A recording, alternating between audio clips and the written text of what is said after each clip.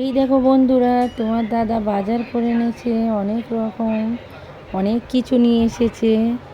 তোমরা দেখতে পাচ্ছ। আজকে আরও একটা জিনিস এনেছে, পুরো অন্য রকম। আজকে খুব ভালো একটা বড় শোল মাছ না কি বলে এটা এনেছে, ভীষণ বড়, সাপের মতো। আমার তো দেখেই ভয় লাগছিল। দেখো ভীষণ বড় কিন্তু, আর মাছটা নাকি জ্যান্ত ছিল। কেটে নিয়ে আসতো, কিন্তু কেটে নিয়ে আসেনি, আমাকে দেখাবে বলে। এই দেখো, গোটাই নিয়ে এসেছে। সব জিনিসই কেটে নিয়ে আসে, চিকেন সব কিছুই কেটে নিয়ে আসে। আমি বাড়িতে কাটি না কিছুই, তো ও আজকে নিয়ে এসেছে আমাকে গোটা দেখাবে বলে। তোমরা দেখো, সাথে থাকো, দেখতে থাকো। এই দেখো কত বড়। তোমার দাদা আঁশগুলো ছাড়িয়ে দিচ্ছে সুন্দরভাবে। মেয়ে এদিকে ছটফট করছে, ভীষণ অন্যায় করছে। তোমরা কে কোথা থেকে দেখছো আমার চ্যানেলটা সাবস্ক্রাইব করবে অবশ্যই, আর ভালো লাগলে কমেন্ট করো, শেয়ার দাও, লাইক দেবে অবশ্যই। মাছগুলো কাটা হয়ে গেছে, ধুয়ে নিয়েছি। আজকে আমি পুরো মাছটা বানাবো না, কিছুটা মাছের মাথা আর চাকা দিয়ে টক বানাবো, তাই হালকা করে ভেজে নিয়েছি মাছগুলো। অল্প মাছ ভেজে নিয়েছি, কিছুটা তুলে রেখে দিয়েছি ফ্রিজে, অন্য একদিন রেসিপি বানাবো। কড়াইয়ের মধ্যে শুকনো লঙ্কা দিয়ে দিলাম, একটু সরষা দিয়ে দিচ্ছি সামান্য পরিমাণ।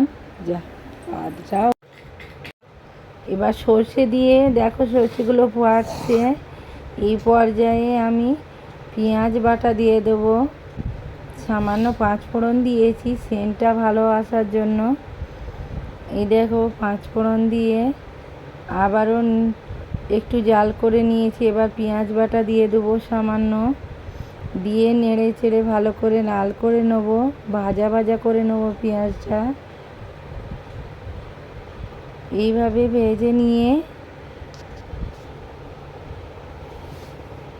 সামান্য হলুদ দিয়ে দেবো, লবণ দিয়ে দিলাম, জল দিয়ে এবার একটু মশলাটা ভালো করে কষিয়ে নেবো। আবারও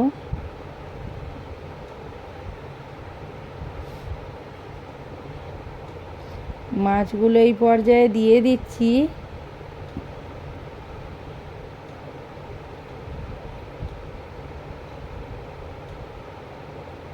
খুবই সহজ, মাছের টক বানানো খুবই সহজ। যদিও আমি এটা ফার্স্ট টাইম বানাচ্ছি, এর আগে আমি কখনো শোল মাছের টক বানাই না।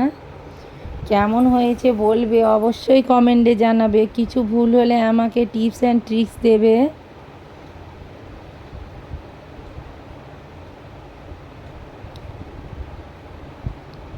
কিছু টিপস অবশ্যই শেয়ার করবে।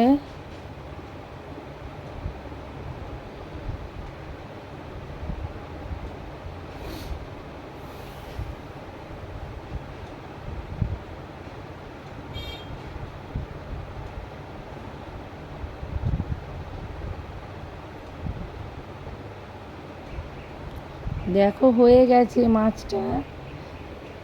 আমি এই পর্যায়ে গ্যাসের ফ্লেমটা অফ করে দিলাম।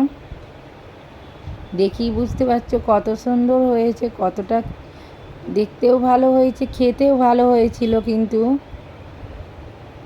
এই দেখো, আমি এবার সার্ভ করছি। তোমার দাদা প্রথমে ইলিশ মাছ ভাজাটা নিয়ে নিয়েছে, সামান্য তেল মেখে ইলিশ মাছ ভাজাটা দিয়ে খাচ্ছে। এই দেখো, আজকে আমি কাঁচকলা ভাজা করেছি, আর হচ্ছে পালং শাক, চিংড়ি, কচু মূলো দিয়ে একটা ঘন্ট বানিয়েছি। আর এদিকে বানিয়েছি কই মাছের ঝোল, আরও মৌরলা মাছ চচ্চড়ি, আর এটা উচ্ছে চিংড়ি চচ্চড়ি, আর এটা শুকনো মরিচ আর রসুন ভাজা। দেখে বুঝতে পারছো সব কিছু।